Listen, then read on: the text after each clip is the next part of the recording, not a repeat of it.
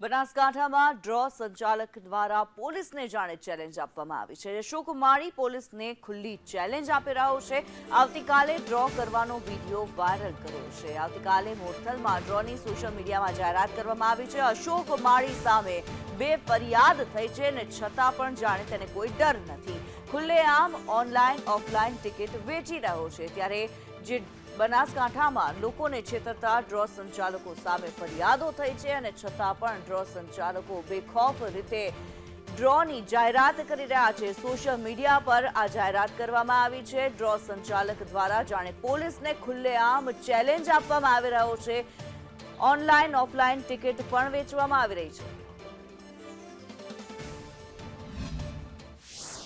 3 જ દિવસ રહ્યા છે।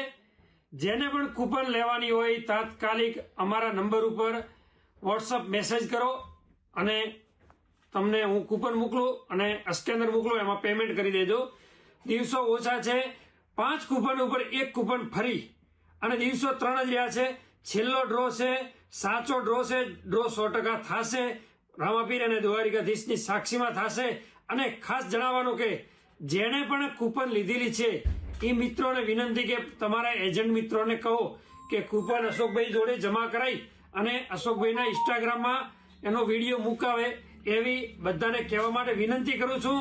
અને દિવસો ઓછા છે તો તાત્કાલિક બધા 1, 2, 5 કૂપન લઈને અમારું બુકિંગ પૂરો કરાવો એવી વિનંતી।